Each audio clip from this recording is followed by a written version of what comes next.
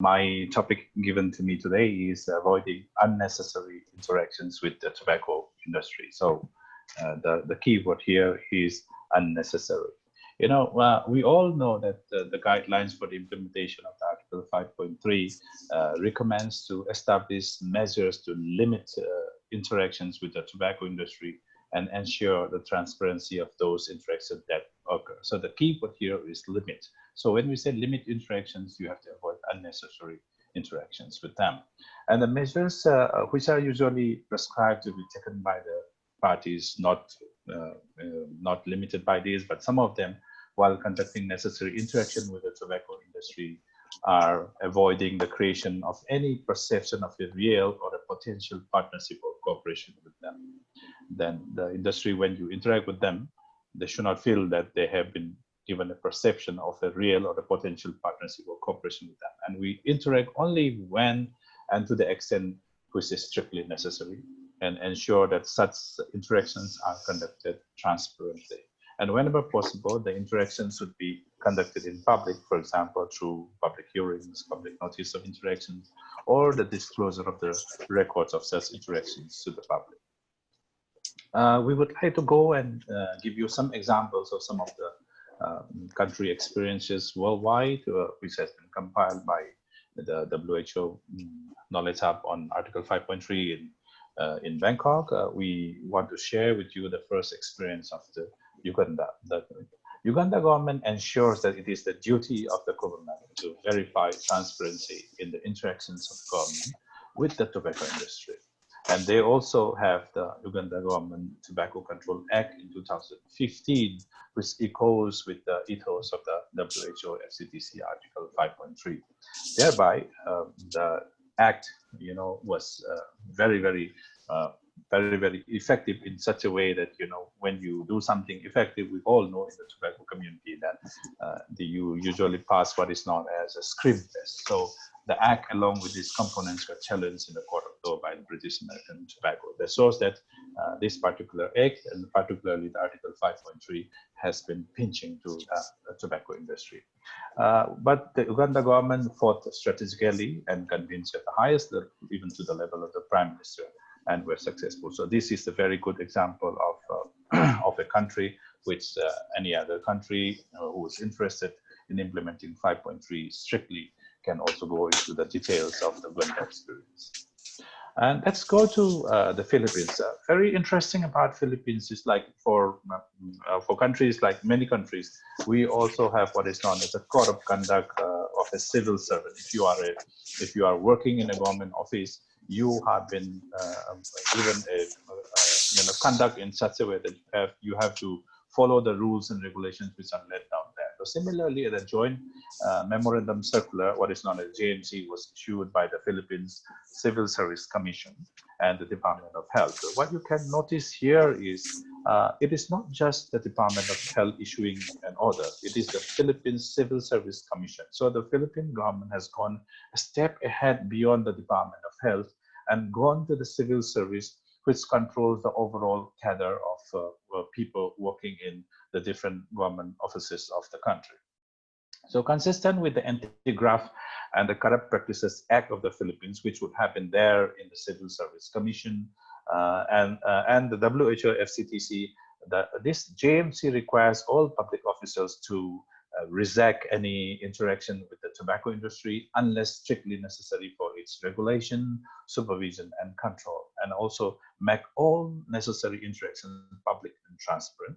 And then they have to reject any form of direct or indirect contribution from the tobacco industry, and they disclose any interest in the tobacco industry. So these are some of the criteria which has been laid down, and this is in sync with what is known as the Anti-Graft and the Corrupt Practices Act of the Philippines.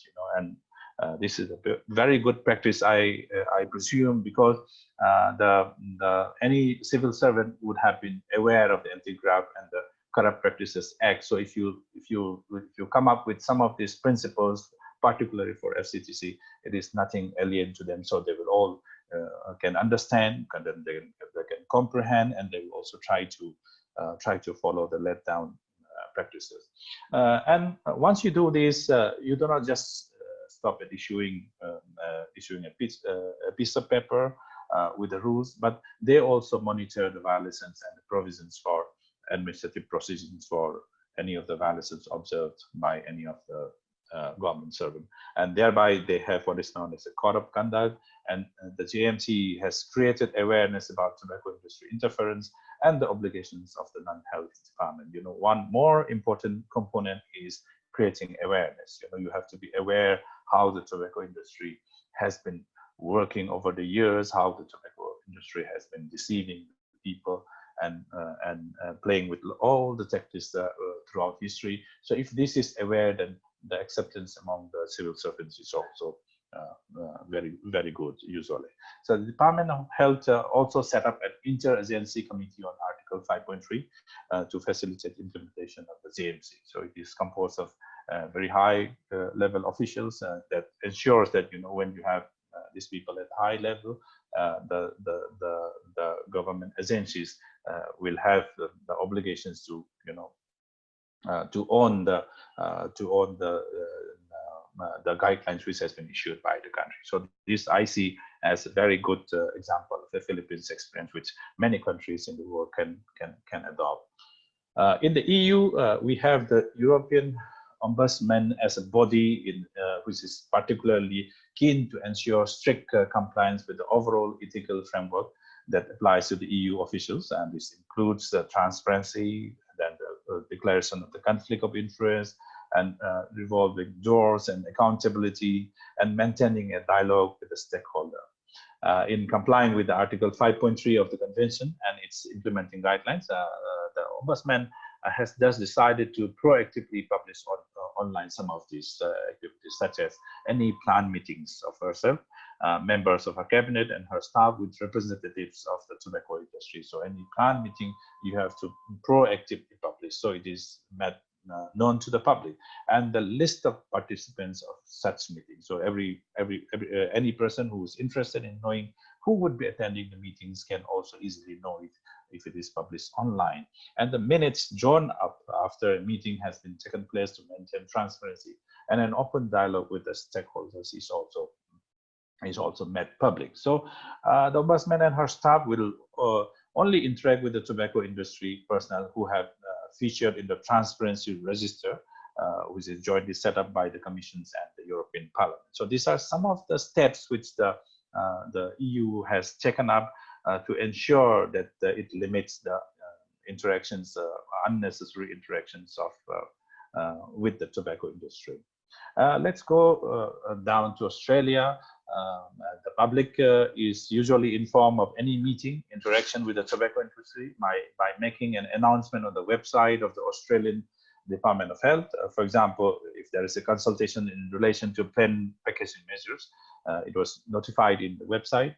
Then the Australian government ensures the transparent and the honest contact between the lobbies and the government by maintaining the means like register of the lobbies and the lobbying code of conduct. So there's a register which lists out the potential lobbies in the country, and then there's a lobbying code of conduct also established in Australia.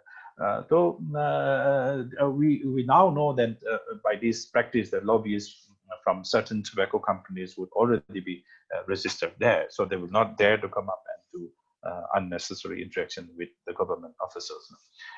Various parties and the Electoral Commission of the Australian government currently do not accept donations from the tobacco industry. So this is one of the good practices which is also there with Australia.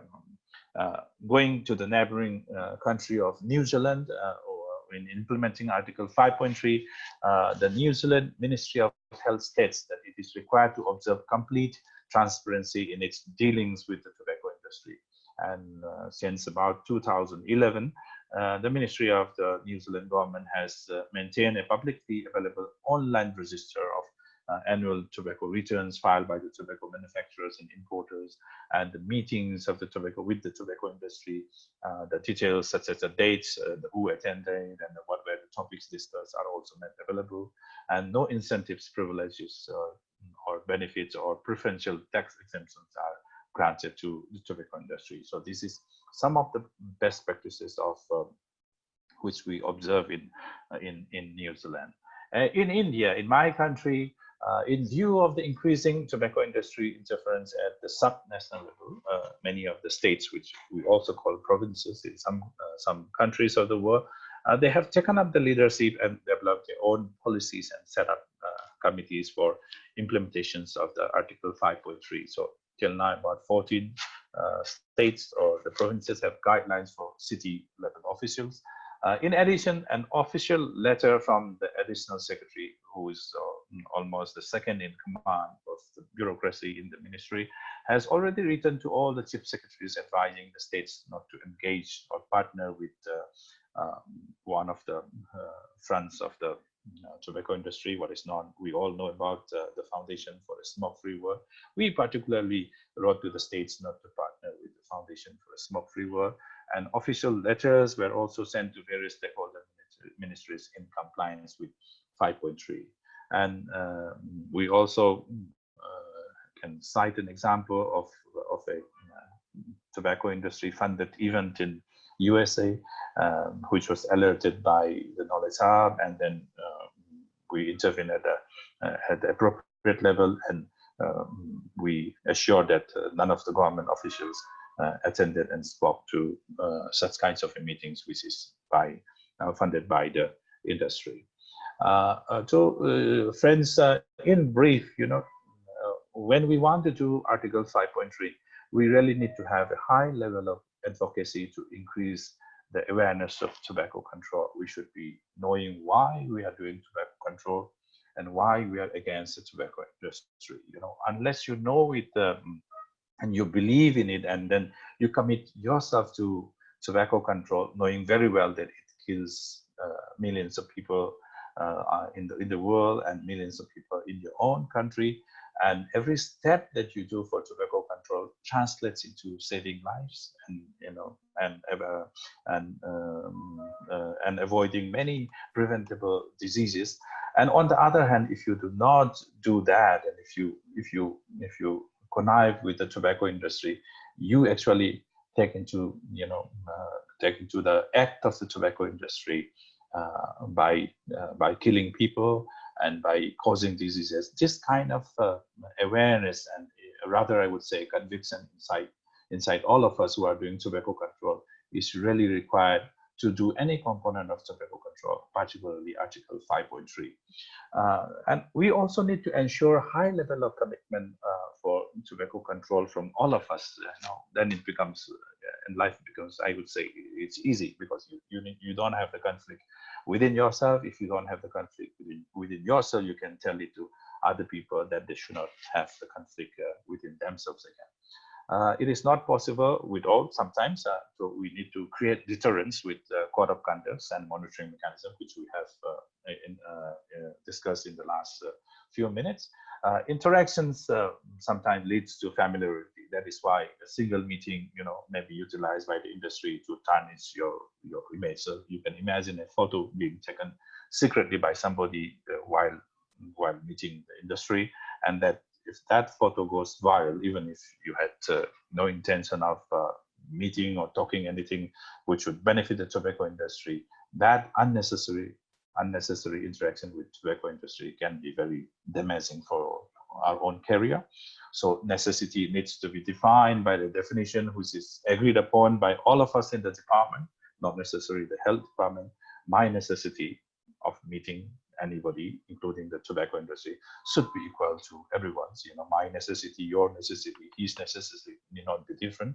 That is why this necessity definition needs to be very clearly understood by all of us.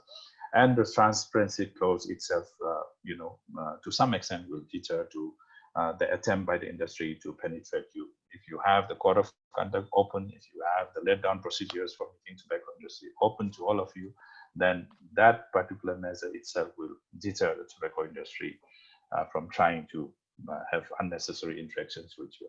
But as I end here, the message I would like to share with everyone is the high level of commitment within us, knowing very well why we are doing tobacco control and why we are against the tobacco industry needs to be understood well within us. Thank you, friends, for listening to me. And I hope someday, somewhere in tobacco control community, we meet online or offline or in person. Thank you.